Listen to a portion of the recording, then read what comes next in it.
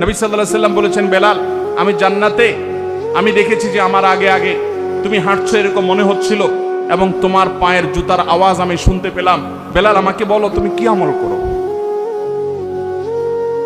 বেলাল রাদিয়াল্লাহু আনহু বললেন, হে আল্লাহর রাসূল, আমার তো এরকম বিশেষ কোনো আমল নাই, আপনি যা বাতান সেগুলাই তো। আমি খুব গুরুত্বের সাথে, বিশেষ গুরুত্বের সাথে স্পেশাল কোনো আমল করি সেরকম আহামরি এরকম কোনো বিশেষ আমল তো নাই। তবে একটা আমল আমার আছে, সেটা হলো, হে আল্লাহর রাসূল, দিন এবং রাত যখনই আমি ওযু করি, ওযু করার পর আমি 2 রাকাত নামাজ পড়ি, তাহিয়াতুল ওযু পড়ি। এটা আমি কখনো ছাড়ি না। নবী করিম সাল্লাল্লাহু আলাইহি সাল্লামের আর বুঝতে বাকি ছিল না তার এই বিশেষ স্পেশাল আমল, যেটা হয়তো আমরা অনেকেই আজকাল করি না। বিশেষ করে আমাদের সমাজ থেকে তাহিয়াতুল ওযু নামাজ বিলুপ্ত হয়ে গেছে, এই সুন্নাত আজ হারিয়ে গেছে। আমরা ওযু করার পর 2 রাকাত নামাজ পড়ার বেশিরভাগ মানুষ অভ্যস্ত না। তাহিয়াতুল ওযু তো পরের কথা, তাহিয়াতুল মসজিদও আমাদের সমাজ থেকে হারিয়ে গেছে।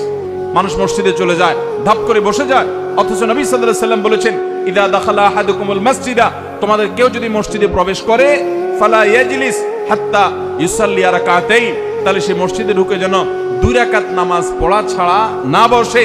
নবী করিম সাল্লাল্লাহু আলাইহি সাল্লাম এত গুরুত্ব দিতেন। এক ব্যক্তি এসে বসে গেছে, তিনি তাকে বলেছেন, তুমি কি 2 রাকাত নামাজ পড়েছো? লোকটি বলেছে, না পড়ি নাই। নবীজি বলেছেন, কুম, দাঁড়াও, তুমি 2 রাকাত নামাজ পড়ো, তারপরে বসো। আল্লাহর ঘরের সম্মানার্থে গিয়ে বসতে হলে তুমি 2 রাকাত নামাজ পড়বে, তারপরে গিয়ে বসবে। এই তাহিয়াতুল মসজিদ আমাদের সমাজ থেকে হারিয়ে গেছে। আর তাহিয়াতুল ওযু, এটা তো আমরা অনেকে জানিও না, যে যতবার আপনি ওযু করবেন, ওযু করার পর কোনো কথাবার্তা অন্যান্য কাজকাম করার আগে, ওযু করার পর দ্রুততার সাথে আপনি কিবলামুখী হয়ে 2 রাকাত নামাজ পড়ে ফেলবেন। এটা ওযুর সম্মানে, এটাকে তাহিয়াতুল ওযু বলা হয়।